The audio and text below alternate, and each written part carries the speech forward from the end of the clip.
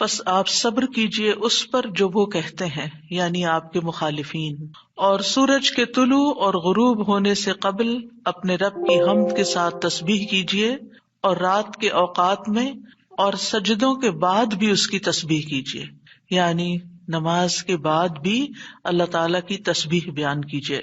یہاں پر جو خطاب ہے وہ نبی صلی اللہ علیہ وسلم سے ہے، فاصبر علی ما یقولون، یعنی آپ کے دشمن یہ مشرکین آپ کے خلاف جو باتیں کرتے ہیں ان کی باتوں پر آپ صبر کیجئے، جو آپ کو جھٹلا رہے ہیں، جو آپ کو دھمکیاں دے رہے ہیں، جو آپ کے خلاف سازشیں کر رہے ہیں، اس کا جواب آپ صبر کے ساتھ دیجئے، اور اس کے برعکس آپ اپنا تعلق اللہ تعالی سے زیادہ مضبوط کر لیجئے۔ یعنی کتنی خوبصورت تعلیم ہے ہمارے دین کی کہ جب لوگ مخالفت کریں تو بجائے اس کے کہ ان سے الجھنا شروع کر دیں اور ان کی باتوں کا جواب دینے لگیں اور خود کو ڈیفینڈ کرنا شروع کر دیں، کرنے کا کام کیا ہے کہ ہم اللہ کی طرف توجہ کریں، رغبت کریں، دعا کریں، اللہ کی تسبیح بیان کریں، اس کی حمد بیان کریں۔ اسی لیے آگے فرمایا وَسَبِّحْ بِحَمْدِ رَبِّكَ، اور اپنے رب کی حمد کے ساتھ اس کی تسبیح بیان کریں، یعنی اللہ سبحانہ وتعالیٰ کو ان باتوں سے پاک قرار دیں جو باتیں یہ مشرکین اللہ سبحانہ وتعالیٰ سے منسوب کرتے ہیں، اور اس کے ساتھ ساتھ اللہ سبحانہ وتعالیٰ کی شان بلند کریں، اس کی تعریف بیان کریں، اس کی ایسی صفات بیان کریں جو اس کے شایان شان ہیں، اور یہ نفی اور اس بات دونوں مل کر اللہ کے کمال کو ثابت کرتے ہیں۔ اور یہاں تسبیح سے مراد یا تو ظاہری تسبیح ہے یعنی اللہ تعالیٰ کی پاکی بیان کرنا، یا پھر اس سے مراد نماز ہے، یعنی جب لوگوں کی باتیں تکلیف دے تو آپ اللہ سے نماز کے ذریعے مدد مانگے، فاستعینوا بالصبر والصلاۃ۔ اور پھر قبل طلوع الشمس سے مراد فجر کی نماز جو سورج طلوع ہونے سے پہلے ہوتی ہے، اور قبل الغروب سے مراد ظہر اور عصر کی نمازیں ہیں۔ وَمِنَ اللَّيْلِ فَسَبِّحْهُ، اس سے مراد رات کی نماز یعنی عشاء اور تہجد کی نماز ہے، اور مغرب بھی رات کا ہی ایک حصہ ہو جاتا ہے کیونکہ سورج غروب ہو چکا ہوتا ہے۔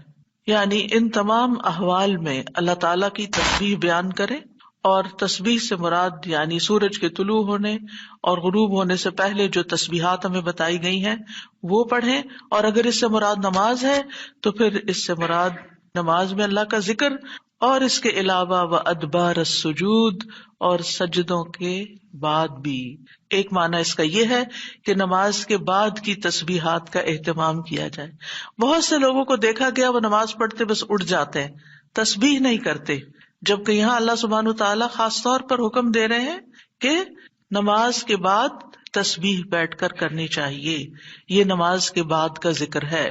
مجاہد ابن عباس سے روایت کرتے ہیں کہ اللہ تعالیٰ نے آپ صلی اللہ علیہ وسلم کو تمام نمازوں کے بعد تسبیح پڑھنے کا حکم دیا ہے، اور وہ اس آیت کی تشریح کر رہے تھے وہ ادبار السجود کی۔ مجاہد کہتے ہیں اس سے مراد فرض نماز کے بعد تسبیح کرنا ہے۔ تو یہ نوٹ کر لیجئے کہ ساری نماز مکمل کرنے کے بعد نہیں بلکہ فرض نماز پڑھنے کے بعد تسبیح کریں۔ دوسرا معنی اس کا کیا کیا گیا ہے کہ فرض نماز کے بعد نفل نماز بھی پڑھیں، کیونکہ صبح عربی میں نفل نماز کے لیے بھی آتا ہے، یعنی فرض نماز کے بعد نفلی نماز بھی ادا کریں۔ اور تیسرا معنی اس کا کیا گیا ہے کہ مغرب کی نماز کے بعد 2 رکعت بھی پڑھیں، یعنی ان کو بھی تسبیح کا نام دیا گیا ہے۔ اسی طرح سورۃ الطور میں اللہ تعالیٰ فرماتے ہیں وَاصْبِرْ لِحُكْمِ رَبِّكَ فَإِنَّكَ بِأَعْيُنِنَا وَسَبِّحْ بِحَمْدِ رَبِّكَ حِينَ تَقُومُ وَمِنَ اللَّيْلِ فَسَبِّحْهُ وَإِدْبَارَ النُّجُومِ۔ اور آپ اپنے رب کے حکم کے آنے تک صبر کیجئے، پس بے شک آپ ہماری نگاہوں کے سامنے ہیں، اور جس وقت آپ کھڑے ہوتے ہیں آپ اپنے رب کی حمد کے ساتھ تسبیح کیجئے، اور رات کو بھی اور ستاروں کے پلٹنے کے بعد بھی اس کی تسبیح کیجئے۔ یہاں بھی نبی صلی اللہ علیہ وسلم کو صبر کا حکم دیا گیا ہے کہ آپ اپنے رب کا حکم آنے تک صبر کرتے رہیں۔ فَإِنَّكَ بِأَعْيُنِنَا، آپ ہماری نگاہوں کے سامنے ہیں، آپ ہماری توجہ میں ہیں، ہماری نظروں میں ہیں، ہمارے علم میں ہیں، آپ ہماری حفاظت میں ہیں، یعنی عربی کے محاورے کے مطابق کوئی نگاہوں میں ہو کا مطلب یہ کہ ہم اس کی نگرانی کر رہے ہیں، حفاظت کر رہے ہیں. جسے موسیٰ علیہ السلام کے بارے میں اللہ تعالیٰ نے فرمایا وَلِتُصْنَعَ عَلَىٰ عَيْنِي، تاکہ آپ کی پرورش میری آنکھوں کے سامنے کی جائے، یعنی میری حفاظت اور حراست کے ساتھ. اور وَسَبِّحْ بِحَمْدِ رَبِّكَ حِينَ تَقُومُ، اس کا معنی ہے کہ جب آپ مجلس سے اٹھیں تو تسبیح کریں، جب نیند سے اٹھیں تو تسبیح کریں، جب نماز کے لیے اٹھیں تو تسبیح کریں، اور نماز میں بھی تسبیح کریں. اور اسی طرح تسبیح کے دو اور معنی بھی کیے گئے ہیں کہ رکوع اور سجدوں میں تسبیح کریں، اور پھر دعائے استفتاح میں تسبیح کریں، سبحانک اللہم و بحمدک، یہاں بھی تسبیح ہے. تو آپ دیکھ رہے ہیں کہ ہم دن میں کتنی بار اللہ سبحانہ و تعالیٰ کی تسبیح بیان کرتے ہیں. وَمِنَ اللَّيْلِ فَسَبِّحْ، رات میں بھی تسبیح کریں، اور اس سے مراد رات کی نماز، رات کی تسبیح ہے. جیسے بیڈ پہ جاتے ہوئے تسبیحات فاطمہ نبی صلی اللہ علیہ وسلم نے حضرت فاطمہ کو سکھائی تھی تاکہ ان کی تھکاوٹ دور ہو جائے. نماز کے علاوہ بھی تسبیح کرتے رہنا چاہیے. ادبار النجوم کے بھی 3 معنی ہیں. ایک معنی کیا گیا ہے فجر سے پہلے کی 2 رکعتیں پڑھنا. نبی صلی اللہ علیہ وسلم یہ رکعتیں نہ سفر میں چھوڑتے تھے نہ گھر میں، کبھی بھی آپ نے یہ سنت نماز نہیں چھوڑی. اور پھر اسی طرح اس سے مراد فجر کی 2 رکعات بھی لی گئی، اور نماز کے بعد کی تسبیح بھی مراد ہے. ان دونوں آیات سے پتہ چلتا ہے کہ نماز کے بعد بھی ذکر کرنے کی اہمیت اور ضرورت ہے، جس سے بہت سے لوگ غافل ہوتے ہیں. قرآن مجید میں اللہ تعالیٰ فرماتے ہیں فَإِذَا قَضَيْتُمُ الصَّلَاةَ فَاذْكُرُوا اللَّهَ قِيَامًا وَقُعُودًا وَعَلَى جُنُوبِكُمْ، پھر جب تم نماز پوری کر چکو تو اللہ کو کھڑے، بیٹھے اور اپنے پہلوؤں پر لیٹے ہوئے یاد کرو. یعنی بعض اوقات ایسا ہوتا ہے کہ آپ نماز پڑھ لیتے ہیں اور پھر سمجھتے ہیں کہ ہم اللہ کے ذکر سے فارغ ہو گئے اور اب ہم دنیا کے کام میں لگ جائیں. ہاں، دنیا کے کام 2-3 طرح سے ہی ہوتے ہیں. یا کھڑے ہو کے کوئی کام ہو رہا ہوتا ہے، آپ کچن میں چلے جاتے ہیں، کوکنگ کر رہے ہیں، آپ اپنا ذکر جاری رکھیں. یا پھر آپ بیٹھ گئے ہیں اور بیٹھ کے کوئی کام کر رہے ہیں، تسبیح جاری رکھیں، ذکر جاری رکھیں. اور اسی طرح اگر آپ لیٹ گئے آرام کرنے کے لیے تو بھی ذکر جاری رکھیں. یعنی ہر حال میں اللہ تعالیٰ کا ذکر کرتے رہیں. اسی طرح سورہ جمعہ میں اللہ تعالیٰ فرماتے ہیں فَإِذَا قُضِيَتِ الصَّلَاةُ فَانتَشِرُوا فِي الْأَرْضِ وَابْتَغُوا مِن فَضْلِ اللَّهِ وَاذْكُرُوا اللَّهَ كَثِيرًا لَعَلَّكُمْ تُفْلِحُونَ.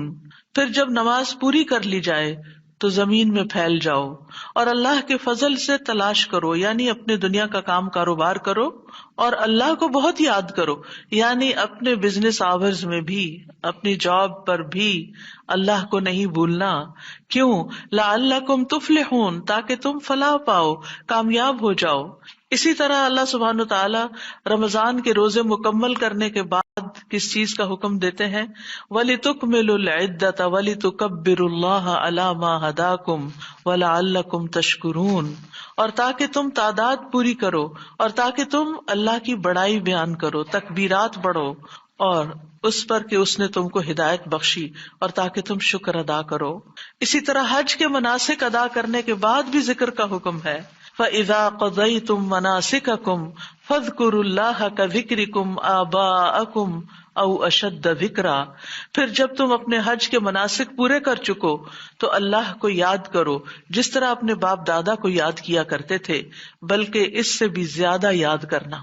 یعنی باپ دادا کو یاد کرنے، ماں باپ کو یاد کرنے سے بھی زیادہ اللہ کا ذکر کیا کرو، اللہ سبحانہ تعالیٰ کو زیادہ یاد کیا کرو. کیونکہ انسانوں کی یاد انسانوں کو دکھی کرتی ہے، لیکن اللہ کی یاد دلوں کے اطمینان کا باعث بنتی ہے، دلوں کے اندر سکون کا باعث بنتی ہے. الا بذکر اللہ تطمئن القلوب، خبردار اللہ کے ذکر سے دلوں کو اطمینان نصیب ہوتا ہے. تو آپ نے دیکھا کہ تمام عبادات کے بعد ذکر کا حکم ہے، تسبیح کا حکم ہے، تکبیر کا حکم ہے. اسی طرح نماز کے بعد خاص طور پر، یعنی نماز پڑھتے ہی اٹھ نہیں جانا چاہیے، بلکہ وہاں بیٹھ کر بھی اللہ کا ذکر کرنا چاہیے، اور اس میں غفلت نہیں برتنی چاہیے اور سستی نہیں ہونی چاہیے.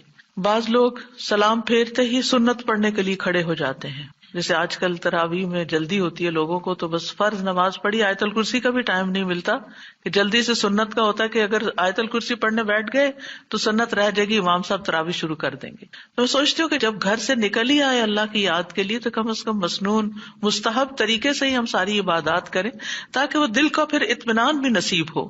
بہرحال ایک نماز کے بعد فوراً اگلی نہیں شروع کر دینی چاہیے، اس کے بیچ کے وقفے میں اللہ کا ذکر کرنا چاہیے. نبی صلی اللہ علیہ وسلم فجر کی نماز کے بعد طلوع آفتاب تک نماز کی جگہ بیٹھے رہتے تھے، اور فجر ارلی شروع کرتے تھے، اندھیرے میں شروع کرتے تھے، اور فجر پڑھنے کے بعد بیٹھے رہتے اور ذکر کرتے رہتے. سماک بن حرب کہتے ہیں میں نے جابر بن سمرہ سے عرض کیا کیا آپ رسول اللہ صلی اللہ علیہ وسلم کے پاس بیٹھے تھے؟ انہوں نے فرمایا کہ ہاں بہت زیادہ، میں بہت بیٹھتا رہا ہوں آپ کے پاس. آپ اپنی نماز کی جگہ سے کھڑے نہیں ہوتے تھے جس جگہ صبح کی نماز پڑھتے تھے جب تک کہ سورج نہ نکل آتا، پھر جب سورج نکل آتا تو آپ کھڑے ہو جاتے.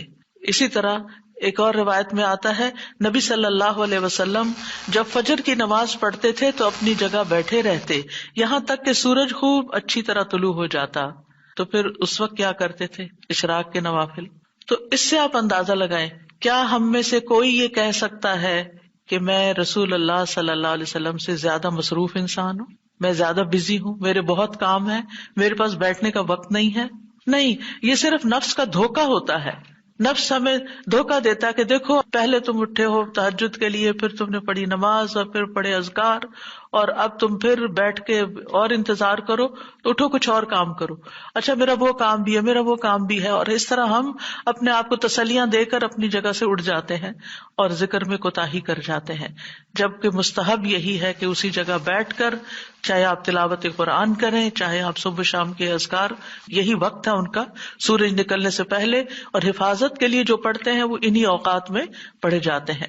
لہٰذا اس وقت آپ وہ بھی پڑھ سکتے ہیں، آپ تسبیحات کر سکتے ہیں، آپ کوئی بھی اور ذکر، آپ قرآن مجید کا مطالعہ کر سکتے ہیں، تفسیر کی کوئی کتاب پڑھ سکتے ہیں، کوئی تفسیر کا لیکچر سن سکتے ہیں، اپنی تجوید درست کر سکتے ہیں، یعنی کہ کوئی سبق یاد کر سکتے ہیں. یعنی کوئی بھی چیز ذکر کی قسم کی آپ اس وقت میں تسلی کے ساتھ کر سکتے ہیں تاکہ یہ سنت پوری ہو جائے، کیونکہ اس کا اجر و ثواب بہت ہے. جو شخص اسی جگہ بیٹھا رہے اور پھر نفل پڑھ کے اشراق کے اٹھے تو اس کو حج عمرے کا ثواب ملتا ہے. نبی صلی اللہ علیہ وسلم نے صحابہ کو نماز کے بعد کے اذکار سکھائے. ابن تیمیہ رحمہ اللہ کہتے ہیں کہ نبی صلی اللہ علیہ وسلم جب لوگوں کو نماز پڑھاتے تھے تو آپ سلام پھیرنے کے بعد دعا نہیں کرتے تھے، اور نہ صحابہ ایسا کرتے تھے، نہ صبح کی نماز میں، نہ عصر کی نماز میں، نہ دیگر نمازوں میں، بلکہ آپ سے ثابت ہے کہ آپ اپنا چہرہ اصحاب کی طرف کر لیتے، یعنی پلٹ کے واپس بیٹھ جاتے، اللہ کا ذکر کرتے اور ان کو سکھاتے تھے. یعنی اذکار اور دعا میں تھوڑا سا فرق ہے. دعائیں زیادہ سے زیادہ سلام پھیرنے سے پہلے کر لیتے تھے، اور جو اذکار ہوتے تھے جیسے تسبیحات ہیں یا صبح شام کے اذکار ہیں یا باقی اذکار ہیں وہ بعد میں کر لیتے تھے، جیسے لا الہ الا اللہ وحدہ لا شریک لہ، اور اسی طرح دیگر اذکار جو ہیں. اور سلام پھیرنے کے بعد اللہ کا ذکر کرنا یعنی زیادہ مستحب ہے. اگرچہ دعا بھی کر سکتے ہیں، یعنی منع نہیں ہے. بعض علماء یہ کہتے ہیں کہ نبی صلی اللہ علیہ وسلم نے جو دبر الصلاۃ کا لفظ استعمال کیا نماز کے پیچھے، تو اس سے مراد نماز کے بعد بھی ہے. حضرت عائشہ کہتی ہیں کہ نماز کے بعد کے اذکار شیشے کو صاف کرنے کے بعد اس کو چمکانے کی طرح ہے. یعنی نماز میں آپ نے اپنی صفائی کر لی اور اب بعد کے اذکار کے جو آپ کو اور زیادہ چمکا رہے ہیں. نماز نور ہے، یہ دل کو صاف کر دیتی ہے، دل کو روشن کر دیتی ہے جیسے کہ شیشے کو صاف کیا جاتا ہے. اور نماز کے بعد ذکر کرنا ایسا ہے جیسا کہ شیشے کو چمکایا جاتا ہے. فرشتے بھی دعائیں کرتے ہیں. رسول اللہ صلی اللہ علیہ وسلم نے فرمایا جب تک تم اپنے مصلی پر جہاں تم نے نماز پڑھی تھی بیٹھے رہو اور ریاح خارج نہ کرو، گیس پاس نہ کرو، تو فرشتے تم پر برابر درود بھیجتے رہتے ہیں. یعنی اگر کوئی شخص فجر کی نماز پڑھ کے اپنے وضو کی حالت میں سورج نکلنے تک بیٹھا رہتا ہے تو آپ اپنے لیے بھی ذکر کر رہے ہیں اور فرشتے بھی آپ کے لیے دعائیں کر رہے ہیں. کیا دعا کرتے ہیں؟ اللہم اغفر لہ، اللہم ارحمہ، اے اللہ اس کی مغفرت فرما، اے اللہ اس پر رحم فرما. اور یہ اس وقت تک ہوتا رہتا ہے جب تک وہ وضو توڑ کر فرشتوں کو تکلیف نہ پہنچائے. یعنی جب گیس پاس ہوتی ہے اور اس کی اسمیل سے پھر فرشتوں کو تکلیف ہوتی ہے، تو فرشتے جو ہیں وہ پیاز کی اسمیل اور لہسن کی اور جسم سے نکلنے والے، اگر پسینہ بہت آ رہا ہے اور کپڑے نہیں آپ تبدیل کرتے، رات کے کپڑوں میں ہی اٹھ کے نماز شروع کر دیتے ہیں اور وہ اسمیلی کپڑے ہوتے ہیں، تو اس سے فرشتے آپ سے دور رہتے ہیں. اور اسی طرح اگر یعنی خوراک میں کوئی ایسی چیز ہے کہ آپ کی گیس میں بہت اسمیل ہے، تو یہ چیز بھی فرشتوں کو تکلیف دیتی ہے اگر آپ مصلی پر بیٹھے ہیں یا آپ ذکر کی حالت میں ہیں. پھر اس وقت ذکر کرنا جو ہے اولاد اسماعیل سے غلام آزاد کرنے سے افضل عمل ہے، خاص طور پر اگر ہم لا الہ الا اللہ وحدہ لا شریک لہ والی تسبیح پڑھتے ہیں. ابو امامہ سے مروی ہے رسول اللہ صلی اللہ علیہ وسلم نے فرمایا، سورج طلوع ہونے تک میں بیٹھ کر اللہ تعالیٰ کا ذکر کروں، اس کی بڑائی، اس کی حمد و تسبیح اور تحلیل کروں، یہ مجھے اولاد اسماعیل میں سے 2 غلام آزاد کرنے سے زیادہ محبوب. یعنی اس وقت کا ذکر ایسا ہے جیسے آپ نے اتنا بڑا صدقہ بھی کر دیا. اسی طرح عصر کے بعد سورج غروب ہونے تک ذکر کرنا مجھے اولاد اسماعیل میں سے 4 غلام آزاد کرنے سے زیادہ محبوب ہے. یعنی عصر پڑھ کر بھی آپ مغرب تک ذکر کر سکتے ہیں. اگر عام دنوں میں نہیں تو آپ جمعے کے دن تو کر ہی سکتے ہیں، کیونکہ اس دن دعائیں قبول ہوتی ہیں. لیکن عموماً ہم اپنی غفلت اور سستی کی وجہ سے کوئی اور کام شروع کر دیتے ہیں اور ہم ان قیمتی اوقات کی قدر نہیں کرتے، ہماری پرائرٹیز نہیں ہوتی. یعنی انسان کو جب پتہ چلتا ہے کہ یہ بزنس کا پیک آور ہے تو وہ کیا کرتا ہے، اس وقت کہیں اور سیر کو چلا جاتا ہے؟ نہیں، اس وقت وہ سارے کام چھوڑ کر اس کام کی طرف متوجہ ہو جاتا ہے جو اس کو سب سے زیادہ فائدہ دینے والا ہے. تو اسی طرح بعض سلف صالحین کہتے ہیں کہ ہم نے جمعے کے دن عصر کے بعد مغرب تک جو دعا کی ہماری قبول ہوئی. یعنی یہ قبولیت دعا کا خاص وقت ہوتا ہے. جیسے صبح کا وقت بکرتن نماز فجر سے لے کر سورج نکلنے تک کا ہے، بڑا ہی قیمتی وقت ہے ذکر اذکار کے لیے. اسی طرح عصر کی نماز سے لے کر مغرب تک کا وقت بھی بڑا ہی قیمتی ہے.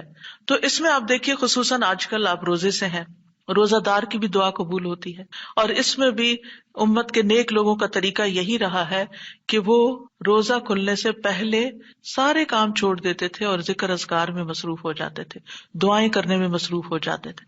تو آپ بھی اپنے لیے کچھ پلان اس طرح کریں کہ جمعے کا دن اور ہم کم از کم رمضان کا مہینہ عصر کا وقت جو ہے اس سے پہلے اپنے کام ختم کر کے مصلی پہ بیٹھے یا کرسی پہ بیٹھے یا لیٹنا چاہتے تو لیٹ جائیں، کیونکہ پہلی آیت یہی بتائی گئی تھی نا کہ آپ کھڑے یا بیٹھے یا لیٹے ہر حال میں اللہ کا ذکر کر سکتے ہیں. الذین یذکرون اللہ قیاما وقعودا وعلی جنوبہم، وہ جو اللہ کا ذکر کرتے ہیں کھڑے، بیٹھے اور لیٹے، جس بھی پوزیشن میں آپ کرنا چاہیں آپ ذکر کر سکتے ہیں. اور اس میں تسبیح کیجیے، حمد و ثنا کیجیے اللہ تعالیٰ کی، اور دعائیں مانگیے. اور الحمدللہ ہمارے پاس کتابوں کی شکل میں دعاؤں کا اتنا پیارا ذخیرہ ہے، جو مسنون اوتھینٹک دعائیں قرآن و سنت سے ہم نے جمع کی ہیں. اگر زبانی یاد ہے تو بہت ہی اچھا کہ دل لگا کے زبانی پڑھے، اور اگر زبانی یاد نہیں تو ان کو کھول لیجیے اور پڑھنا شروع کر دیجیے. اور صرف پڑھتے نہ جائیں، اس وقت کوئی قرات کا وقت نہیں ہے، یہ مانگنے کا وقت ہے. دیکھ دیکھ کر اس طرح پڑھیں دعا کو جیسے آپ مانگ رہے ہیں اللہ تعالیٰ سے. تو انشاءاللہ آپ کے دین، دنیا، آخرت کے سارے مسائل حل ہوں گے اور ایک پرامن پرسکون زندگی بسر کریں گے اگر ان اوقات کی آپ قدر کر لیں. کیونکہ جو قبولیت کے اوقات ہیں ان کو گنوانا نہیں چاہیے، ان کو ہاتھ سے جانے نہیں دینا چاہیے. آپ صبح فجر کے وقت مثلا اگر رمضان میں ہر روز 1 سپارہ پڑھتے ہیں، آدھا سپارہ فجر کے بعد پڑھ لیں، آدھا سپارہ عصر کے بعد پڑھ لیں. تو اس طرح بیلنس بھی ہو جائے گا، آپ کا دل نہیں گھبرا، کیونکہ ہمارا نفس جو ہے نا وہ اتنا آزاد منشا کہ وہ کہیں ایک جگہ بیٹھنے کی قید قبول نہیں کرتا. وہ بار بار ہمیں کہتا ہے اچھا فون چیک کر لو، اچھا وہ کر لو، وہ کر لو، اور توجہ اور یکسوئی سے ہمیں ذکر اذکار نہیں کرنے دیتا. تو اس کو ٹیم کرنے میں، اس کو ڈسپلن کرنے میں وقت لگے گا. لیکن ونس ایک دفعہ آپ عادی ہو گئے، آپ نے اس گھوڑے کو قابو کر لیا، آپ نے اس کو بٹھا لیا. جیسے بچے کو بٹھانے میں مشکل ہوتی ہے لیکن جب بیٹھ جاتے پھر بیٹھ جاتے ہیں. تو پھر انشاءاللہ آپ دیکھیں گے کہ آپ کے لیے یہ گھڑیاں بڑی پر لذت ہو جائیں گی. آپ ان گھڑیوں کو انجوائے کریں گے، آپ کا اور زیادہ دل چاہے گا کہ کاش یہ اور لمبی ہو جائے. اچھا روزہ کھل گیا، ابھی تو میرا یہ بھی اور یہ بھی ٹارگٹ پورا نہیں ہوا. پھر اسی طرح یہ ہے کہ رسول اللہ صلی اللہ علیہ وسلم نے فرمایا، جو شخص فجر کی نماز جماعت کے ساتھ پڑھنے کے بعد بیٹھ کر اللہ کا ذکر کرتا رہے یہاں تک کہ سورج نکل آئے، پھر 2 رکعتیں پڑھے، اس کے لیے 1 حج اور عمرے کا ثواب ہے۔ انس فرماتے ہیں، پھر رسول اللہ صلی اللہ علیہ وسلم نے 3 بار فرمایا، پورا پورا پورا، یعنی پورا ثواب حج عمرے کا، پورا ثواب حج عمرے کا، پورا ثواب۔ یعنی آپ سوچئے کہ حج عمرہ کرنا کوئی آسان کام ہے؟ مشکل کام ہے، جس میں مال بھی انوالو ہے، آپ کے ایفرٹ بھی، آپ کا گھر چھوڑنا بھی، سب کچھ۔ لیکن اگر آپ کو ایک مصلی پہ بیٹھ کے اتنا بڑا اجر و ثواب ملتا ہے تو اور کیا چاہیے۔ صرف بات ہے اپنے نفس کو منانے کی، اپنے دل کو اور اپنے آپ کو ڈسپلن کرنے کی، اور ایک دفعہ آپ نے شروع کر لیا، اور اگر نہیں ہو پا رہا تو اللہ سے دعا کریں کہ اللہ تعالیٰ توفیق دے دے، اللہ تعالیٰ آسان کر دے، تو انشاءاللہ آپ کے لیے آسانی بھی ہو جائے گی۔ پھر اسی طرح نبی صلی اللہ علیہ وسلم نے فرمایا، اللہ تعالیٰ فرماتا ہے کہ میں اپنے بندے کے ساتھ ہوتا ہوں جب وہ مجھے یاد کرتا ہے اور میری یاد میں اپنے ہونٹ ہلاتا ہے۔ اور ایسے لوگ جو ذکر میں آگے ہوتے ہیں وہ درجات میں بھی بہت آگے ہیں، سبقت لے جانے والے ہیں، فالسابقون السابقون ہیں۔ رسول اللہ صلی اللہ علیہ وسلم نے فرمایا، مفردون سبقت لے گئے۔ صحابہ نے پوچھا، یا رسول اللہ مفردون کون ہوتے ہیں؟ آپ صلی اللہ علیہ وسلم نے فرمایا، جو اللہ کے ذکر میں مشغول رہتے ہیں، یعنی ہر وقت ان کا دھیان اپنے رب کی طرف ہوتا ہے، کیونکہ ذکر میں دل میں بھی یاد ذکر کہلاتا ہے، زبان سے کچھ بولنا بھی ذکر ہے، اور اس کے علاوہ قرآن کی تلاوت، نماز، یہ ساری ذکر کی قسمیں ہیں۔ یعنی کچھ فارمل ہے، کچھ انفارمل ہے، کچھ خبر ہے یعنی جیسے تسبیحات وغیرہ ہوتی، کچھ میں دعا ہوتی ہے، طلب ہوتی ہے، اللہ تعالیٰ سے اپنی حاجت مانگتے ہیں، یہ ساری چیزیں ذکر میں شمار ہوتی ہیں۔ اب آ جاتے ہیں ہم نماز کے بعد کے اذکار کے متعلق، اور یہ اذکار بھی آپ کو اس کتاب میں ملیں گے، نماز کے اذکار، یعنی نماز کے اندر کے ذکر بھی اور نماز کے بعد کے بھی۔ نماز کا سلام پھیرتے ہی نماز ختم ہو جاتی ہے، اس کے بعد سب سے پہلے کہنا چاہیے اللہ اکبر 1 بار، اور تھوڑا سا بلند آواز سے، جس سے پتہ چلے کہ نماز پڑھ لی ہے، اللہ اکبر۔ ابن عباس کہتے ہیں، میں نبی صلی اللہ علیہ وسلم کی نماز کے مکمل ہونے کو تکبیر کی وجہ سے سمجھ جاتا تھا۔ یعنی مثلا کوئی نفل پڑھ رہا ہے تو آپ کو نہیں پتہ چلتا کہ پڑھ چکا یا نہیں، لیکن اگر اس نے بلند آواز سے کہہ دیا اللہ اکبر تو پتہ چل گیا کہ ہاں اس کی نماز مکمل ہو گئی ہے۔ کیوں اللہ اکبر کہیں؟ کہ اللہ ہر چیز سے بڑا۔ آپ دیکھیں، ہم نے نماز کا آغاز کس سے کیا تھا؟ اللہ اکبر سے کیا تھا، اور نماز میں کئی بار ہم نے اللہ اکبر کہا، اور اب نماز کے اختتام پر بھی اللہ اکبر، رمضان کے اختتام پر بھی اللہ اکبر، یعنی اللہ کی تکبیر بیان کرنا۔ اللہ سبحانہ وتعالیٰ قرآن مجید میں فرماتے ہیں، اتل ما اوحی الیک من الکتاب واقم الصلاۃ ان الصلاۃ تنہی عن الفحشاء والمنکر ولذکر اللہ اکبر واللہ یعلم ما تصنعون۔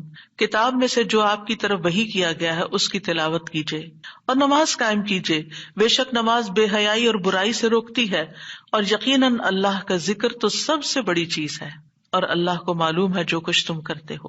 تو اللہ کا ذکر سب سے بڑی چیز، اور اس ذکر میں اللہ کو سب سے بڑا قرار دینا سب سے بڑی چیز۔ اور نبی صلی اللہ علیہ وسلم اور پھر صحابہ کا طریقہ بھی یہی تھا کہ آپ فرض نمازوں کے بعد ذکر کرتے اور آوازیں بلند کرتے، یعنی نماز کے بعد کا ذکر جو ہے اس میں آواز اونچی ہوتی ہے۔ ابن عباس اس بات سے معلوم کر لیتے کہ لوگوں نے سلام پھیر لیا ہے کیونکہ وہ ان کے ذکر کی آواز سنتے تھے۔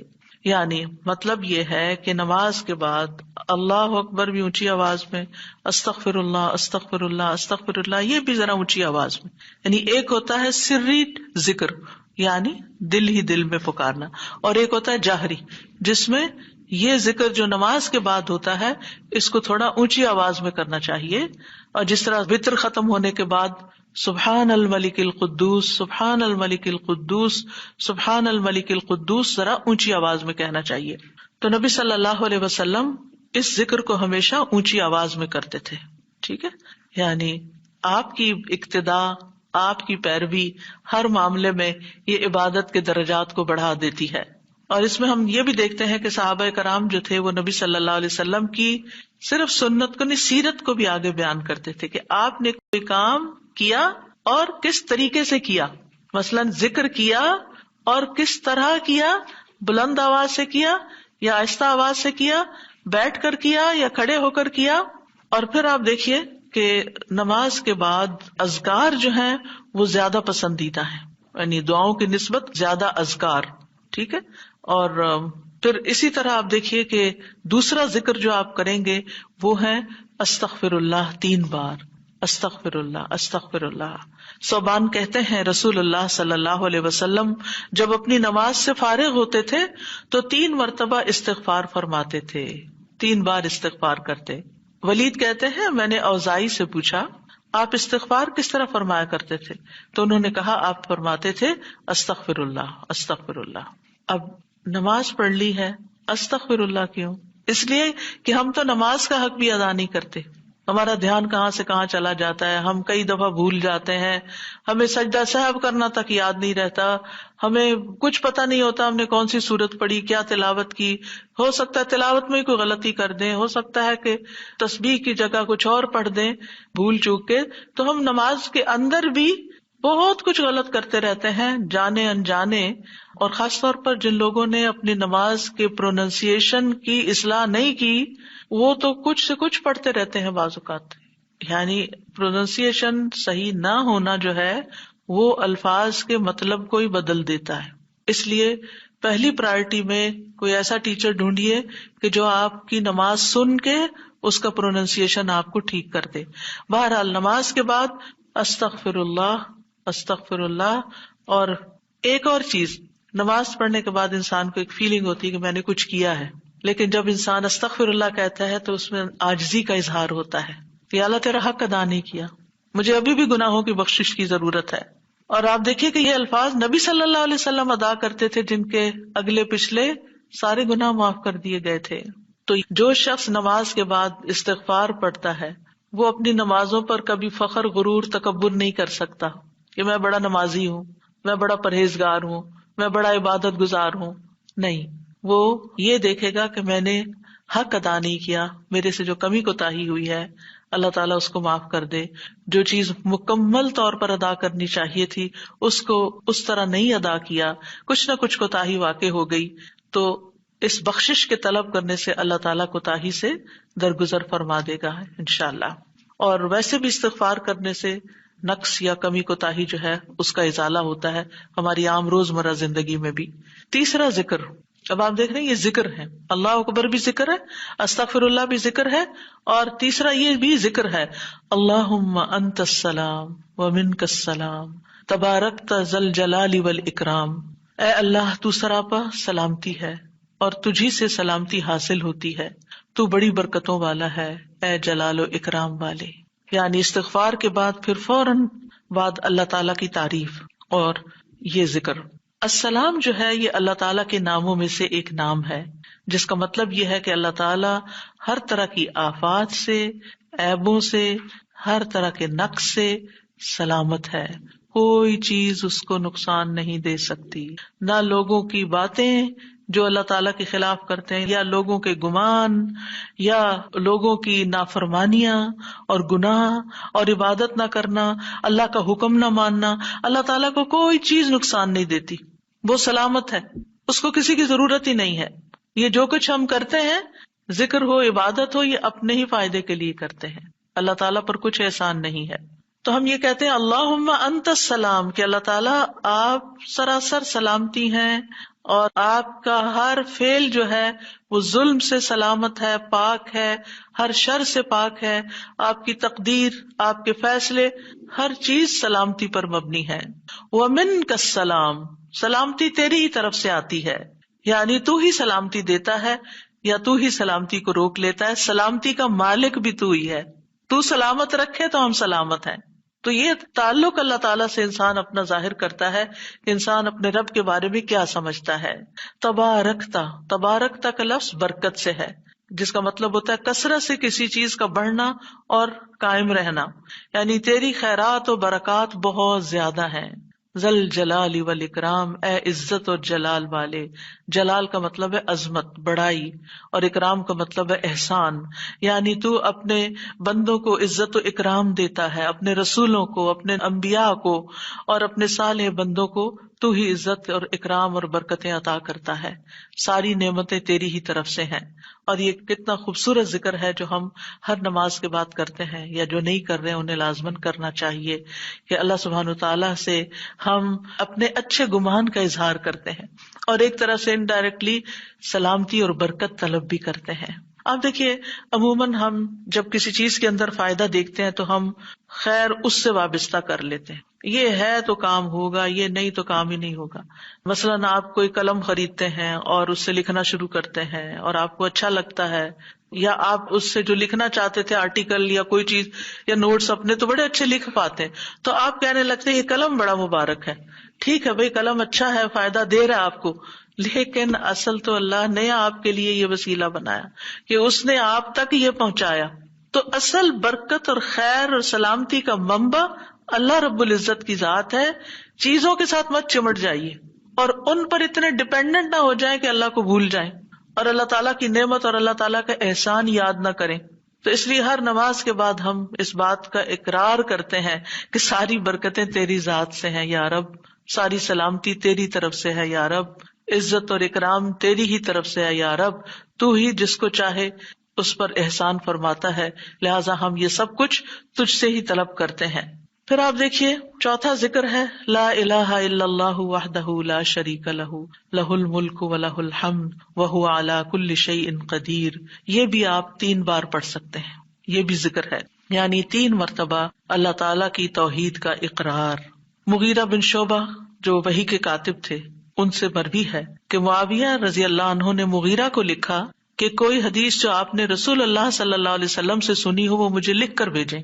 راوی کہتے ہیں کہ مغیرہ رضی اللہ عنہ نے انہیں لکھا کہ میں نے آپ صلی اللہ علیہ وسلم سے سنا ہے آپ اپنی نماز سے فارغ ہونے کے بعد 3 مرتبہ یہ پڑھا کرتے تھے لا الہ الا اللہ وحدہ لا شریک لہ لہ الملک ولہ الحمد وہو علی کل شیء قدیر. سب سے پہلے توحید کا اقرار کہ اللہ ایک ہے، وہی الہ ہے، وہی خالق ہے، مالک ہے، رب ہے، معبود ہے. پھر اس بات کا انکار کہ کوئی اس کا شریک ہو، لا شریک لہ. اور پھر لہ الملک، بادشاہت بھی اسی کی ہے، معبود بھی وہی ہے، بادشاہ بھی وہی ہے، اور ایسا بادشاہ ہے ولہ الحمد کہ اس کی تعریف ہے.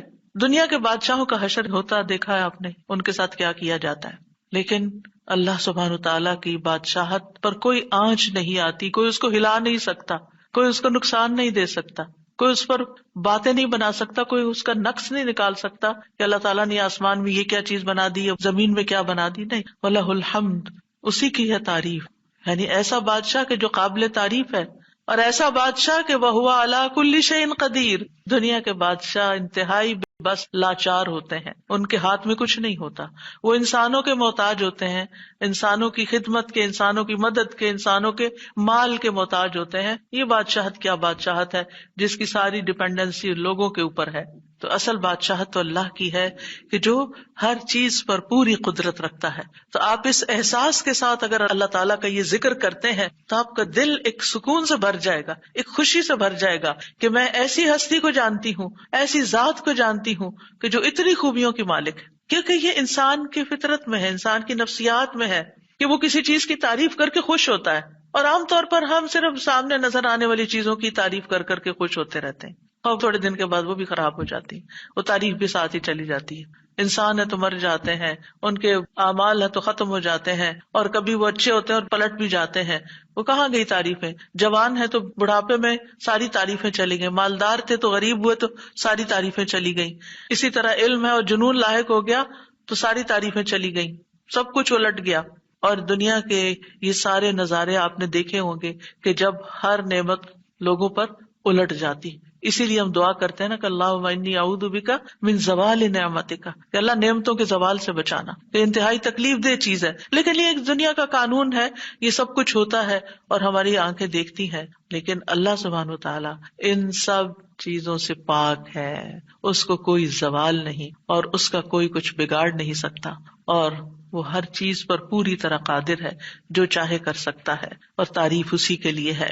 5واں ذکر لا الہ الا اللہ وحدہ لا شریک لہ لہ الملک ولہ الحمد وہو علی کل شیء قدیر. اللہم لا مانع لما اعطیت ولا معطی لما منعت ولا ينفع ذا الجد منك الجد. اللہ کے سوا کوئی الہ نہیں، وہ اکیلا ہے، اس کا کوئی شریک نہیں، بادشاہت اسی کی ہے اور تمام تعریف اسی کے لیے ہے، اور وہ ہر چیز پر پوری طرح قدرت رکھنے والا ہے. اے اللہ، جو کچھ تو نے دیا ہے اسے کوئی روکنے والا نہیں، اور جو کچھ تو نے روک دیا اسے کوئی دینے والا نہیں، اور کسی مالدار کو تیری بارگاہ میں اس کا مال نفع نہیں پہنچا سکتا. ابتدا میں تو وہی اللہ کی توحید بیان ہوئی، اس کی بادشاہت اور اس کی حمد کا ذکر ہے اور اس کی قدرت کا ذکر ہے، اور اس کے بعد کہ جو اللہ نے دیا، جو وہ دینا چاہتا ہے اسے کوئی روک نہیں سکتا. یہاں بھی آپ دیکھیں، مانگ کچھ نہیں رہی، یہ ذکر ہے، یہ دعا نہیں، یہ کیا ہے؟ ذکر ہے. اور جو کچھ تو نے روک دیا کوئی دے ہی نہیں سکتا، اور سارے ہی مالدار فقیر ہیں، اور خاص طور پر تیرے سامنے فقیر ہیں. یا ایھا الناس انتم الفقراء الی اللہ واللہ هو الغنی الحمید. اے لوگو، تم سب اللہ کے فقیر ہو، اللہ کے محتاج ہو، اور اللہ ہی غنی، مالدار اور وہی قابل تعریف ہے. واللہ هو الغنی الحمید. ٹھیک ہے. نبی صلی اللہ علیہ وسلم جب سلام پھیرتے تھے تو یہ دعا پڑھا کرتے تھے یا یہ ذکر کیا کرتے تھے. اور اس میں آپ دیکھیے کہ یہ جو عقیدہ ہے نا کہ اللہ روکے تو کوئی دے نہیں سکتا، یہ انسان کو بڑا اطمینان دے دیتا ہے. اگر کوئی چیز، کوئی خیر آپ کی طرف آنے سے رکی ہوئی ہے تو وہ اللہ ہی نے روکی ہوئی ہے، آپ پر رحمت کی وجہ سے.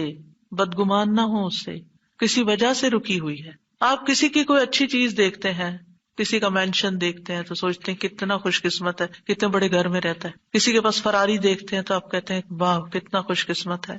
لیکن آپ کو نہیں پتا کہ یہی چیزیں اس کے لیے کتنی بڑی آزمائش بنی ہوئی ہیں، آپ نہیں جانتے. اور اگر اللہ نے آپ کو نہیں دی تو آپ کو بہت سے شر سے محفوظ رکھا ہوا ہے. تو اللہ کا روکنا بھی خیر کا باعث ہوتا ہے. یہ سبق پکا کر لیں کہ جب اللہ تعالیٰ کوئی چیز نہیں دیتا یا دیر سے دیتا ہے یا روک لیتا ہے اور کوئی چارہ نہیں ہوتا، آپ کہتے ہیں میری کوئی دعا قبول نہیں ہو رہی، میرا کوئی طریقہ کام نہیں آ رہا، تو اس میں بھی کوئی خیر ہوتی ہے، کیونکہ جو اللہ نے مقدر میں لکھا ہے وہ پہنچ کے رہے گا. کوئی روک نہیں سکتا جو تو دے، اور کوئی دے نہیں سکتا جو تو روک لے. اور جسے اللہ نے آپ کے مقدر میں لکھا ہے وہ آپ تک آئے گا ہی آئے گا. سورۃ فاطر میں اللہ تعالیٰ فرماتے ہیں ما یفتح اللہ للناس من رحمت فلا ممسک لها وما یمسک فلا مرسل له من بعدہ وہو العزیز الحکیم.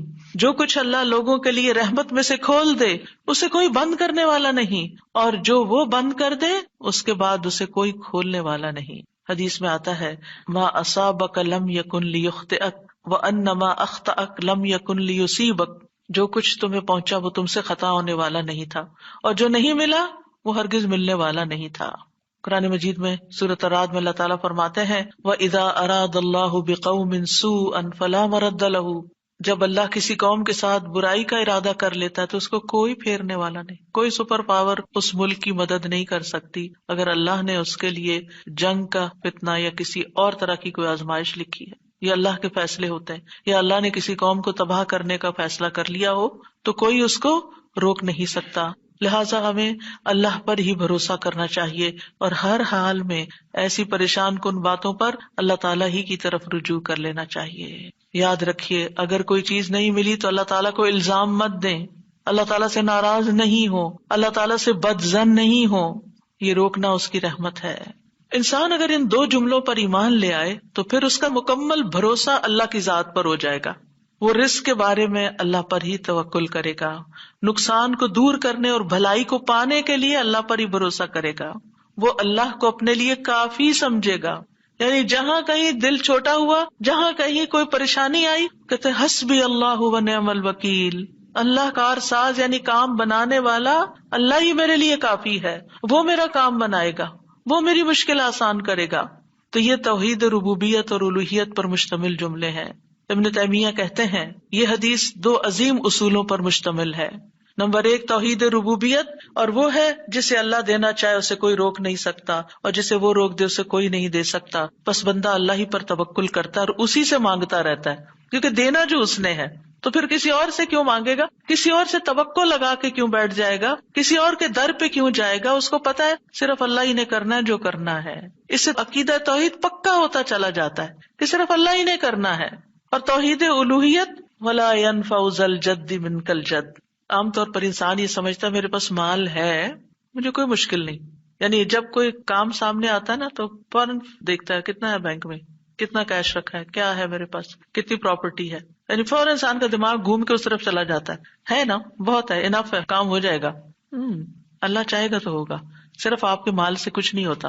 آپ سارا لگا دیں، بزنس میں پورا لاس ہو سکتا ہے، پھر بتائیے آپ کے مال نے آپ کو کیا فائدہ دیا؟ کچھ نہیں ہو سکتا جب تک اللہ نہ چاہے۔ مال بھی جب فائدہ دیتا ہے جب اللہ چاہتا ہے، اولاد بھی جب فائدے کی ہوتی ہے جب اللہ چاہتا ہے۔ کسی انسان سے فائدہ صرف اس وقت پہنچتا ہے جب اللہ چاہتا ہے۔ آپ نے دیکھا ہوگا کتنے ہی اچھے سے اچھے لوگ ہوتے ہیں ہر وقت کام آنے والے، ایک وقت ایسا آتا ہے وہ ایسے بےچارے مجبور ہوتے ہیں کہ ان کو نہ کرنی پڑتی ہے کہ بھائی سوری یہ نہیں کر سکتے، کیونکہ سب کچھ ان کے اختیار میں نہیں ہے، سب کچھ ان کے بس میں نہیں ہے۔ اسی طرح انسان کے پاس بعض اوقات کوئی عہدہ ہوتا ہے، انفلوئنس ہوتا ہے، وہ سمجھتا ہے یہ عہدہ ہے میرے پاس، میں سب کچھ کر سکتا، نہیں کر سکتے۔ آپ نے دیکھا ہوگا دنیا کے بڑے بڑے ملکوں کے جو حکمران ہوتے ہیں کتنے بے بس ہوتے ہیں، کچھ بھی نہیں ہوتا ان کے ہاتھ میں، اپنی تقدیر نہیں بنا سکتے، اپنا فائدہ نہیں کر سکتے۔ اور پھر آپ دیکھیے کہ اللہ سبحانہ وتعالیٰ دنیا اسے بھی دیتا ہے جس سے وہ محبت کرتا ہے، اور اسے بھی دیتا ہے جس سے وہ محبت نہیں کرتا۔ لیکن یاد رکھیے ایمان اس کو دیتا ہے، دین کی سمجھ اس کو دیتا ہے جس سے وہ محبت کرتا ہے۔ وَمَن يُرِدِ اللَّهُ بِهِ خَيْرًا يُفَقِّهُ فِي الدِّينِ۔ دنیا تو سب کے پاس، مومن مسلم کافر سب کے پاس ہو سکتی ہے دنیا کے بڑے بڑے فائدے ہر ایک کو مل سکتے ہیں، لیکن دین اس کو ملتا ہے جس سے اللہ محبت کرتا ہے۔ لہذا انسان کو اللہ ہی کی طرف رغبت کرنی چاہیے، اور کبھی بھی اپنے مال پہ، اپنے جاہ پہ، اپنے ریسورسز پہ، اپنی قوتوں پر، اپنے علم پر کبھی بھروسہ نہیں کرنا چاہیے کہ یہ میرے لیے کچھ بنائیں گے اور ان کی وجہ سے میں آگے بڑھ جاؤں گا اور ان کی وجہ سے میرا بہت فائدہ ہوگا۔ جب اللہ فائدہ لائے گا نا، ان میں سے کوئی ایک چیز بھی آپ کے پاس نہیں ہوگی تو آپ کا کام بن جائے گا۔ اور اگر فائدہ نہیں دینا نا اللہ نے ان ساری چیزوں کے ہوتے ہوئے، کئی دفعہ لوگ کہتے ہیں نا ہر چیز ہے میرے پاس لیکن پھر بھی میرا یہ مسئلہ حل نہیں ہوتا، معلوم نہیں کیوں رکاوٹ آ گئی، اور پھر وہ غلط سوچنا شروع کر دیتے ہیں، فلاں کی بندش ہے، فلاں کی نظر ہے، فلاں نے یہ کر دیا۔ نہیں، نفع اور نقصان دونوں اللہ کے ہاتھ میں، نہ کسی کی نظر آپ کو نقصان دے سکتی ہے، نہ کسی کا جادو آپ کو نقصان دے سکتا ہے، نہ کسی کا حسد آپ کو نقصان دے سکتا ہے اگر اللہ نہ چاہے۔ لہٰذا اسی سے دعا کرتے رہیں، اور جو پروٹیکشن کی دعائیں اس نے سکھائی ہیں وہ پڑھتے رہیں، اور باقی بھروسہ اللہ کی ذات پر کریں۔ پھر چھٹا ذکر ہے لا الہ الا اللہ وحدہ لا شریک لہ لہ الملک ولہ الحمد وہو علی کل شیء قدیر لا حول ولا قوة الا باللہ لا الہ الا اللہ ولا نعبد الا ایاہ لہ النعمۃ ولہ الفضل ولہ الثناء الحسن لا الہ الا اللہ مخلصین لہ الدین ولو کرہ الکافرون۔ اللہ کے سوا کوئی الہ نہیں، وہ اکیلا ہے، اس کا کوئی شریک نہیں، بادشاہت اسی کی ہے اور تمام تعریف اسی کے لیے ہے، اور وہ ہر چیز پر پوری طرح قدرت رکھنے والا ہے، اور گناہ سے بچنے کی طاقت اور نیکی کرنے کی طاقت اللہ کے سوا کوئی دینے والا نہیں، اللہ کے سوا کوئی الہ نہیں۔ ہم صرف اسی کی عبادت کرتے ہیں، اسی کی ساری نعمتیں ہیں، اسی کا سارا فضل ہے اور اسی کے لیے خوبصورت تعریف ہے۔ اللہ کے سوا کوئی الہ نہیں، ہم اسی کے لیے دین میں اخلاص رکھنے والے ہیں اگرچہ کافر ناپسند کریں۔ ابن زبیر سلام پھیر کر ہر نماز کے بعد یہ کہتے، اور راوی کہتے ہیں کہ انہوں نے کہا کہ رسول اللہ صلی اللہ علیہ وسلم ہر نماز کے بعد ان کلمات کے ساتھ تحلیل کیا کرتے تھے، یعنی اللہ تعالیٰ کی حمد و ثنا بیان کرتے تھے۔ یہ بھی کیا ہے نماز کے بعد کا ذکر، اور اس میں آپ دیکھیے لا الہ الا اللہ وحدہ کے علاوہ لا حول ولا قوة الا باللہ، لا حول ولا قوة الا باللہ، کہ کوئی پھیرنے کی قوت یعنی کسی برائی کو، نقصان کو دور کرنے کی، اور اسی طرح کوئی فائدہ حاصل کرنے کی قوت اللہ ہی کے پاس ہے، کسی گناہ سے دور ہونے اور کسی نیکی کے کرنے کی ہمت طاقت اللہ ہی کے پاس ہے۔ تو یہ لا حول ولا قوت الا باللہ بہت فائدہ دیتا ہے اور اس کی کثرت کرنے کو کہا گیا ہے۔ اور لا الہ الا اللہ ولا نعبد الا ایاہ، ہم صرف اسی کی عبادت کرتے ہیں۔ لہ النعمۃ ولہ الفضل وَلَهُ الثَّنَاءُ الْحَسَنُ، نعمت بھی اور فضل بھی اور اچھی تعریف سب اللہ ہی کے لیے ہے، اور ہم مخلص ہو کر اللہ کی عبادت کرتے ہیں، مخلصین لہ الدین لا الہ الا اللہ وَلَوْ كَرِهَ الْكَافِرُونَ، اگرچہ کافر ناپسند کریں، ان کو ہماری توحید اچھی نہ لگے، لیکن پھر بھی ہم صرف ایک اللہ ہی کو مانتے ہیں۔ ساتویں چیز ہے تسبیحات، سبحان اللہ 33 بار، الحمدللہ 33 بار اور اللہ اکبر 33 بار، اور 34ویں بار لا الہ الا اللہ وحدہ لا شریک لہ لہ الملک ولہ الحمد وہو علی کل شیء قدیر. ہر نماز کے بعد ان تسبیحات کو پڑھنے کی فضیلت کیا ہے؟ ابو ہریرہ کہتے ہیں رسول اللہ صلی اللہ علیہ وسلم نے فرمایا، جس آدمی نے ہر نماز کے بعد 33 مرتبہ سبحان اللہ، 33 مرتبہ الحمدللہ اور 33 مرتبہ اللہ اکبر کہا تو یہ 99 کلمات ہو گئے. اور 100 کا عدد پورے کرنے کے لیے لا الہ الا اللہ وحدہ لا شریک لہ یہ ذکر کر لیا تو اس کے سارے گناہ معاف کر دیے جائیں گے، چاہے وہ سمندر کی جھاگ کے برابر ہوں. یعنی 100 کا عدد پورا کرنے کے لیے کیا پڑھنا ہے؟ لا الہ الا اللہ وحدہ لا شریک لہ لہ الملک ولہ الحمد وہو علی کل شیء قدیر. رسول اللہ صلی اللہ علیہ وسلم نے فرمایا ہر نماز کے بعد کچھ ایسے اذکار ہیں جن کو پڑھنے والا یا جن کو کرنے والا کبھی محروم نہیں ہوتا، جن میں سے سبحان اللہ 33 بار، الحمدللہ 33 بار اور 34 بار اللہ اکبر. یعنی اگر لا الہ الا اللہ پورا نہیں پڑھ سکتے تو اللہ اکبر کو 34 بار کر کے 100 کی گنتی پوری کر لیں. پھر اسی طرح رسول اللہ صلی اللہ علیہ وسلم کے پاس کچھ فقیر صحابہ حاضر ہوئے، کہا کہ امیر لوگ بلند درجات اور ہمیشہ رہنے والی جنت حاصل کر چکے. حالانکہ جس طرح ہم نماز پڑھتے ہیں وہ بھی پڑھتے ہیں، جیسے ہم روزے رکھتے ہیں وہ بھی رکھتے ہیں، لیکن مال و دولت کی وجہ سے انہیں ہم پر فضیلت حاصل ہے. اس کی وجہ یہ کہ وہ حج کرتے ہیں، عمرہ کرتے ہیں، جہاد کرتے ہیں، صدقے دیتے ہیں، اور ہم محتاجی کی وجہ سے یہ کام نہیں کر سکتے. آپ نے فرمایا کیا میں تمہیں ایک ایسا عمل نہ بتا دوں اگر تم اس کی پابندی کرو گے تو جو لوگ تم سے آگے بڑھ چکے ہیں تم انہیں پالو گے اور تمہارے مرتبے تک کوئی نہیں پہنچ سکتا، اور تم اپنے سامنے موجود لوگوں میں سب سے بہتر ہو جاؤ گے سوائے ان کے جو یہی عمل شروع کر دیں. ہر نماز کے بعد 33 بار سبحان اللہ، 33 بار الحمدللہ، 33 بار اللہ اکبر، اور پھر 34ویں بار تو وہ ذکر آپ کو بتا ہی دیا گیا. اور اگر آپ 33 بار نہ پڑھ سکیں تو 10 بار سبحان اللہ، 10 بار الحمدللہ اور 10 بار اللہ اکبر پڑھ لیا کریں. یعنی اگر جلدی ہے تو پھر 10 بار بھی پڑھ سکتے ہیں. نبی صلی اللہ علیہ وسلم نے فرمایا 2 عمل ایسے ہیں اگر کوئی مسلمان بندہ ان کی پابندی کر لے تو جنت میں داخل ہوگا، اور وہ بہت آسان ہے مگر ان پر عمل کرنے والے بڑے کم ہیں. وہ کیا ہیں؟ ہر نماز کے بعد 10 بار سبحان اللہ، 10 بار الحمدللہ، 10 بار اللہ اکبر. فرمایا زبان کی ادائیگی کے اعتبار سے تو 150 بار ہے، یعنی 5 نمازوں میں 10 بار، اور ترازو میں 1500 ہوں گے. اور جب سونے لگے تو 34 بار اللہ اکبر، 33 بار الحمدللہ اور 33 بار سبحان اللہ کہے. زبانی طور پر تو یہ 100 ہے مگر میزان میں یہ تسبیحات 1000 ہوں گی. اور وہ کہتے ہیں یقیناً میں نے رسول اللہ صلی اللہ علیہ وسلم کو دیکھا، آپ انہیں اپنے ہاتھ سے شمار کرتے تھے. اور پھر کہتے ہیں دائیں ہاتھ سے تو کرنے کا طریقہ کیا ہے؟ 3 دفعہ اوپر کو جائیے سبحان اللہ سبحان اللہ سبحان اللہ، اور 3 دفعہ نیچے کو آ جائیے سبحان اللہ سبحان اللہ سبحان اللہ. 1 انگلی پہ 6 بار ہو گیا، تو آپ کی 5 انگلیاں تو 5 کو 6 دفعہ ضرب دیں تو کیا ہوتا ہے 30، اور 3 دفعہ اور پڑھ لیں، اور اگر 34 ہے تو 1 اور پڑھ لیں. تو اس طرح ایک ہی ہاتھ پر، دائیں ہاتھ پر یہ تسبیحات آسانی سے پڑھی جا سکتی ہیں، کیونکہ ہاتھ سے تسبیح کرنا زیادہ پسندیدہ ہے. حضرت عبداللہ بن عمر کہتے ہیں میں نے رسول اللہ صلی اللہ علیہ وسلم کو دیکھا، آپ داہنے ہاتھ کی انگلیوں پر تسبیح کو شمار کرتے تھے، اور آپ نے صحابیات کو حکم دیا تھا کہ وہ اللہ کی تکبیر، تقدیس، تحلیل کی پابندی اختیار کریں اور اپنی انگلیوں پر شمار کریں، کیونکہ ان سے سوال ہوگا اور یہ بلوائی جائیں گی. قیامت کے دن ہاتھ بولیں گے، تو اگر ان پہ تسبیح آپ پڑھتے ہیں تو یہ بول کے بتائیں گے ہم تو اللہ کا ذکر کرتے رہے. 8ویں چیز ہے آیت الکرسی.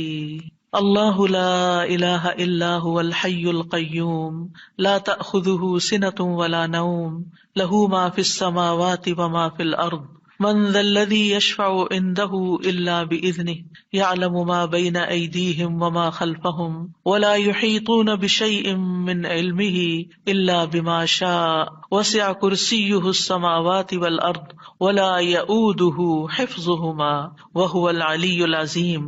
پورا اللہ کا تعارف ہے. اللہ وہ ہے کہ اس کے سوا کوئی معبود نہیں، وہ زندہ ہے، ہر چیز کو قائم رکھنے والا ہے، نہ اسے کچھ اونگ پکڑتی ہے اور نہ کوئی نیند. اسی کا ہے جو کچھ آسمانوں میں ہے اور جو کچھ زمین میں ہے. کون ہے جو اس کے پاس اس کی اجازت کے بغیر سفارش کرے؟ وہ جانتا ہے جو کچھ ان کے سامنے اور جو کچھ ان کے پیچھے ہے، اور وہ اس کے علم میں سے کسی چیز کا احاطہ نہیں کر سکتے مگر جتنا وہ چاہے. اس کی کرسی آسمانوں اور زمین کو سمائے ہوئے ہے، اور اسے ان دونوں کی حفاظت یعنی آسمان و زمین کی حفاظت تھکاتی نہیں، اور وہی سب سے بلند، سب سے بڑا ہے. ہر نماز کے بعد آیت الکرسی پڑھنے کی فضیلت یہ ہے کہ جو شخص نماز کے بعد اس کو پڑھ لیتا ہے اور اس نماز کے بعد اس کی ڈیتھ ہو جاتی ہے تو فرمایا اس کو موت کے علاوہ کوئی چیز جنت میں جانے سے نہیں روک سکتی، مر گیا تو سیدھا جنت میں۔ یہ قرآن مجید کی سب سے افضل آیت ہے۔ ابو ذر غفاری کہتے ہیں میں مسجد حرام میں داخل ہوا اور رسول اللہ صلی اللہ علیہ وسلم کو اکیلے دیکھ کر آپ کے پاس آ کے بیٹھ گیا۔ میں نے کہا یا رسول اللہ صلی اللہ علیہ وسلم کون سی آیت افضل ہے جو آپ پہ نازل ہوئی؟ آپ نے فرمایا آیت الکرسی۔ کرسی کے مقابلے میں 7 آسمان اس طرح ہے جیسے بیابان زمین میں کوئی چھلا گرا پڑا ہو، اور پھر کرسی کے مقابلے میں عرش کا حجم اتنا ہے جیسے اس چھلے کے مقابلے میں بیابان کا وجود۔ اور یہ قرآن مجید کی سب سے عظیم آیت بھی ہے۔ ابی ابن کعب سے روایت ہے ایک مرتبہ نبی صلی اللہ علیہ وسلم نے ان سے پوچھا اللہ کی کتاب میں سب سے عظیم آیت کون سی ہے؟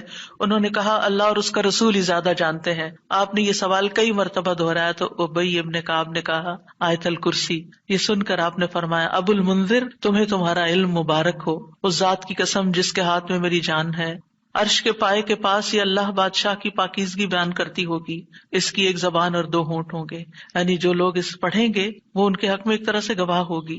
9ویں چیز جو نماز کے بعد پڑھنی چاہیے وہ ہے معوذات، سورۃ الاخلاص، سورۃ الفلق، سورۃ الناس۔ پہلی سورت میں اللہ تعالیٰ کی توحید بیان ہوئی ہے، دوسری سورت میں انسان کو پناہ مانگنے کے لیے کہا گیا ہے، کہہ دیجئے میں مخلوق کے رب کے پناہ پکڑتا ہوں اس چیز کے شر سے جو اس نے پیدا کی، اور اندھیری رات کے شر سے جب وہ چھا جائے، اور گرہوں میں پھونکنے والیوں کے شر سے، اور حسد کرنے والے کے شر سے جب وہ حسد کرے۔ انہی چیزوں کا خوف رہتا ہے نا، کوئی جادو کر دے گا، کوئی حسد کر لے گا۔ ہر نماز کے بعد پڑھیں گے کس وقت وہ کرے گا؟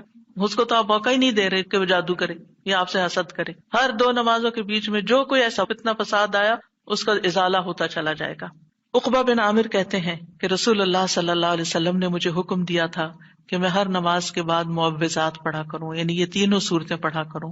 10ویں چیز ہے رب اعنی علی ذکرک و شکرک و حسن عبادتک، اللہ کے ذکر، اس کے شکر اور اچھی عبادت پر اللہ کی مدد مانگنا۔ معاذ بن جبل کہتے ہیں کہ رسول اللہ صلی اللہ علیہ وسلم نے میرا ہاتھ پکڑا اور فرمایا اے معاذ اللہ کی قسم میں تم سے محبت کرتا ہوں۔ کتنے خوش قسمت تھے معاذ رضی اللہ عنہ۔ میں نے عرض کیا یا رسول اللہ صلی اللہ علیہ وسلم میں بھی آپ سے محبت کرتا ہوں، تو رسول اللہ صلی اللہ علیہ وسلم نے فرمایا تم پابندی سے ہر نماز میں یہ دعا مانگا کرو رب اعنی علی ذکرک و شکرک و حسن عبادتک۔ معاذ رضی اللہ عنہ جو ہیں 33 سال کی عمر میں امواس کے طاعون میں شہید ہو گئے تھے۔ He was only 33 years old۔ ان کا مقام کیا تھا؟ آپ کی بشارت کے مطابق وہ جنت میں علماء کے قائد ہوں گے، یعنی علماء امت کے جو عالم ہیں ان کو جنت کی طرف لیڈ کر رہے ہوں گے۔ کس وجہ سے آپ صلی اللہ علیہ وسلم نے ان سے محبت کا اظہار کیا؟ علم کی وجہ سے، علم کے حریص تھے اور نیکی کے کاموں میں آگے آگے، اور اتنی چھوٹی عمر میں عین جوانی کے وقت فوت بھی ہو گئے اور کتنا بڑا درجہ اور مقام پا گئے۔ ہمیں آج تک یہ سمجھ نہیں آتی کہ کون سے کام ایسے کریں کہ جس سے اللہ کی محبت ملے، جس سے اللہ کا قرب نصیب ہو، اور جس سے ہمیں رسول اللہ صلی اللہ علیہ وسلم کی محبت اور آپ کی شفاعت نصیب ہو۔ تو یہ ایک دعا ہے ان دعاؤں میں سے جو آپ نے خاص طور پر حضرت معاذ کا ہاتھ پکڑ کے قسم کھا کے محبت کا اظہار کر کے آپ کو یہ دعا سکھائی۔ چند لفظ ہیں، کیا ہمارے لیے یہ پڑھنا بھی مشکل ہے؟ پھر ہم اپنے لیے اس دنیا سے کیا کما رہے ہیں؟ اگر ہمیں اتنی بھی توفیق نہیں کہ نماز کے بعد ٹک کے یہ 4 کلمے پڑھ لیں تو پھر ہماری نمازیں کیا ہیں؟ ہم نے کیا مانگا اللہ سے؟ ہم تو دنیا کی اور آخرت کی خیر سے محروم ہو گئے۔ اور یہ دعا آپ دیکھیے اللہم سے بھی شروع ہوتی ہے اور ربی سے بھی شروع ہوتی ہے، دونوں کا ایک ہی تقریباً مطلب ہے، ایک میں الوہیت ہے اور ایک میں ربوبیت ہے۔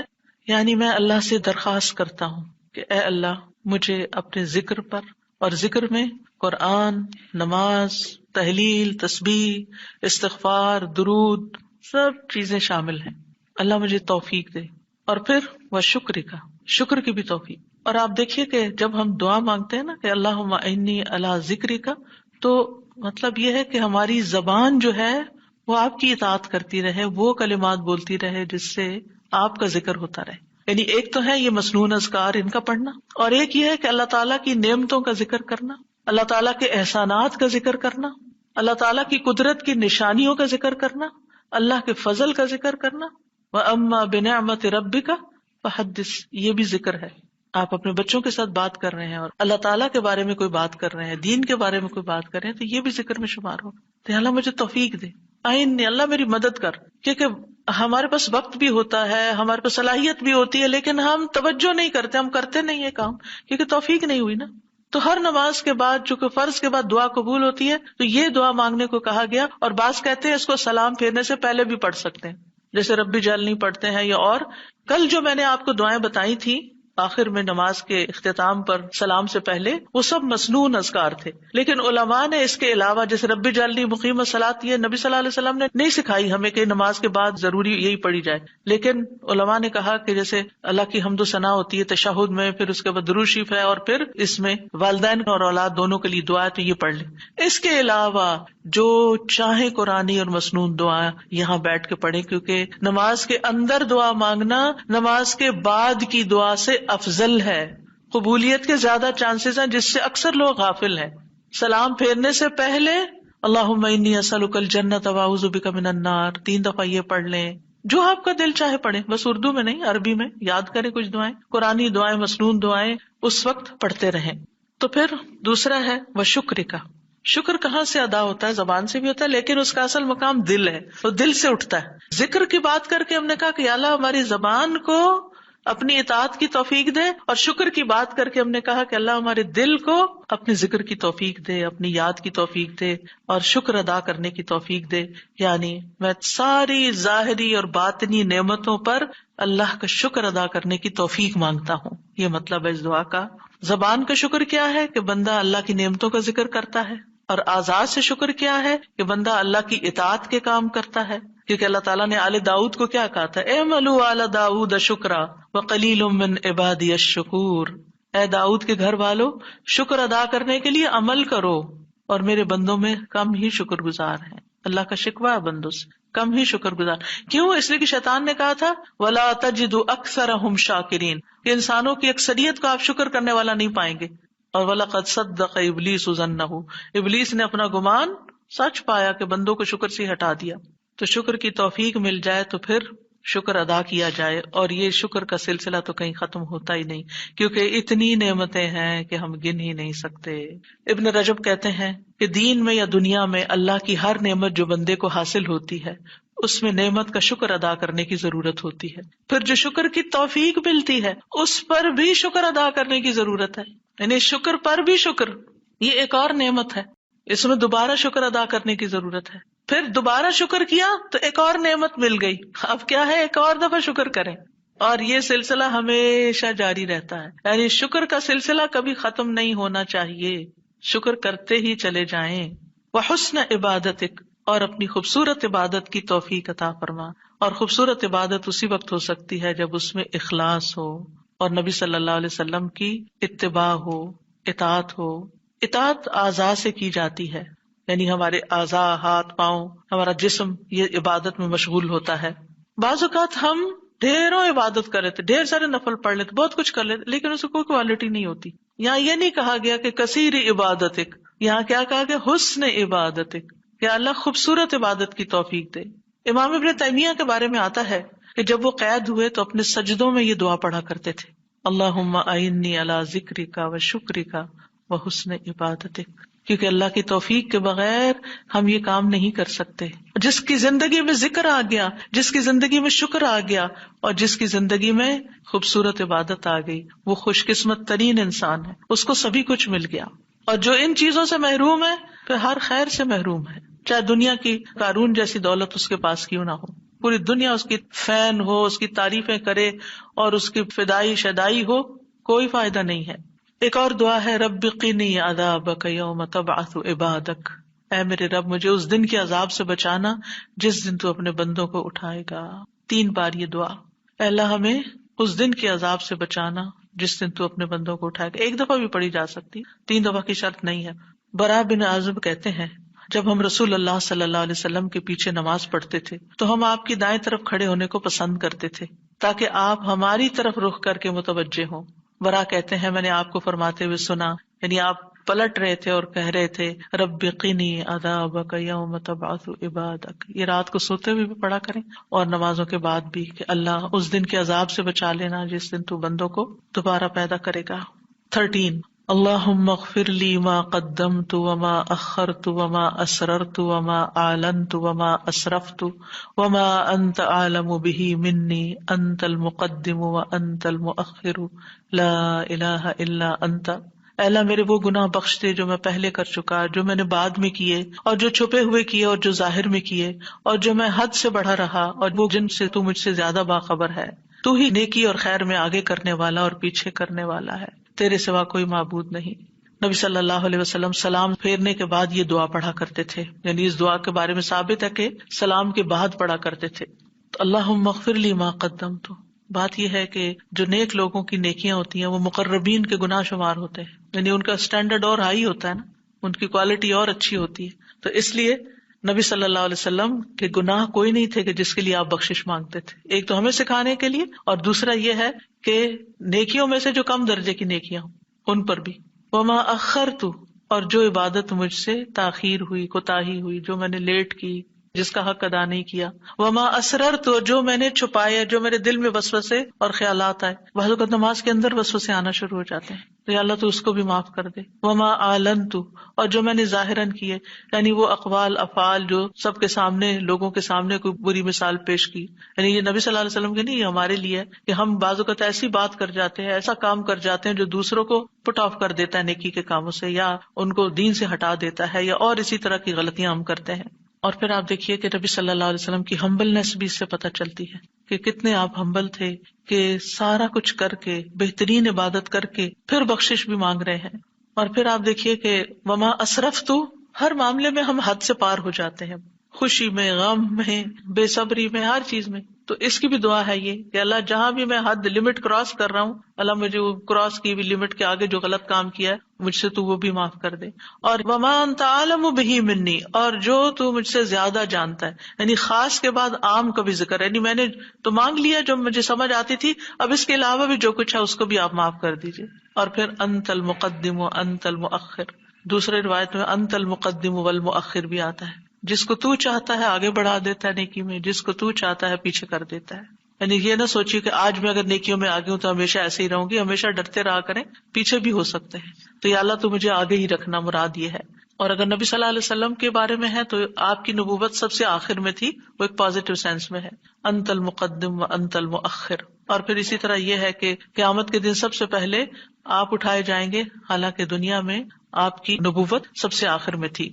تو یہ اللہ تعالیٰ کا فیصلہ ہوتا ہے، جس چیز پر وہ چاہتا ہے اپنے بندوں کو اتارتا ہے، جس کو چاہتا ہے آگے بڑھاتا ہے، جس کو چاہتا ہے عزت دیتا ہے، جس کو چاہتا ہے ذلت دیتا ہے. اور بندوں کے ایک دوسرے پر درجات ہیں.